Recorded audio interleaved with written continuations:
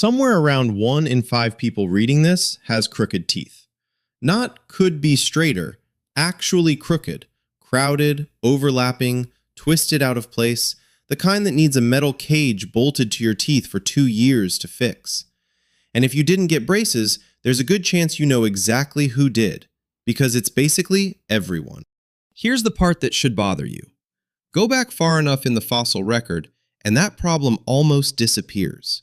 Hunter-gatherer skulls pulled out of the ground after 10, 20, even 40,000 years underground routinely show straight, evenly spaced teeth. No braces, no retainers, no dentist. And in a lot of cases, no cavities either. This is the story of why the human mouth used to work and why, somewhere along the way, it stopped. To understand what went wrong, you first need to understand what your jaw is actually supposed to be doing while you're a kid.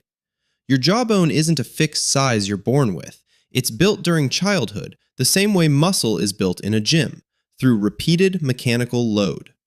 Every time you chew something tough, fibrous, or resistant, you're putting force through the bone, and that force is a signal. Grow, get wider, make more room. The hunter-gatherer diet delivered that signal constantly. Raw roots, tough dried meat, nuts you had to crack and grind with your own back teeth. Every meal was a workout for the jaw, for years, during exactly the window when the bone was most responsive to that kind of pressure. The modern diet delivers almost none of it. Soft bread, ground meat, food that's been cooked, blended, and processed specifically to require less chewing. The signal that used to tell a child's jaw to grow to its full size simply doesn't arrive anymore, and a jaw that never gets the message to grow wide enough ends up exactly the size it grew to, just not big enough for the teeth it's supposed to hold. Here's the actual mechanical problem.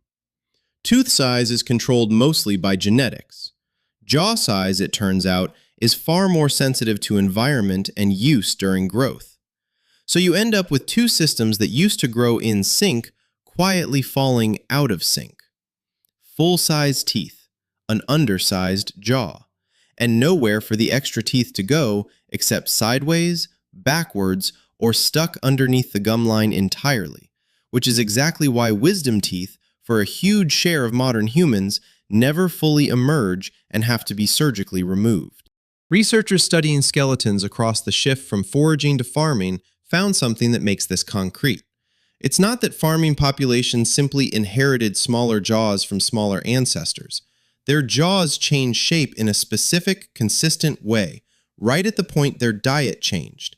And dental crowding, what dentists now call malocclusion, is estimated to affect roughly 1 in 5 people alive today. That's not a random flaw in the species. That's a mismatch between a body built for one kind of food and a world that stopped providing it. Chewing wasn't the only thing that changed. What was actually in that food changed too, and that turned out to be just as important. Agriculture arrived roughly 10,000 years ago, and with it came something hunter-gatherer mouths had rarely dealt with in quantity: starch. Grain, ground into flour, breaks down into sugar the moment it hits saliva. And there's a specific bacteria, Streptococcus mutans, that thrives on exactly that sugar, producing acid as a byproduct that eats directly into enamel. Researchers comparing skeletal remains before and after the agricultural transition found a dramatic jump in tooth decay and gum disease almost exactly at that boundary.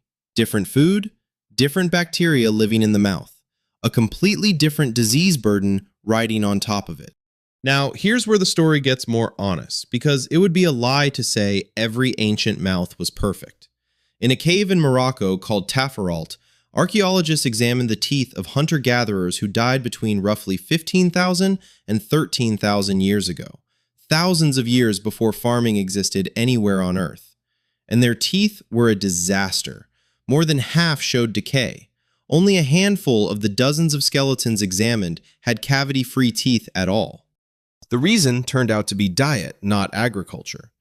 These particular hunter-gatherers were eating enormous quantities of acorns and pine nuts, starchy enough to feed the same cavity-causing bacteria that grain would later feed on an industrial scale. The takeaway isn't ancient equals healthy. It's narrower and more interesting than that. It was never really about being ancient. It was always about the specific combination of what you chewed and what you fed the bacteria living in your mouth. Change either one in any era, and the outcome changes with it. Which brings it back to you and that 1 in 5 statistic.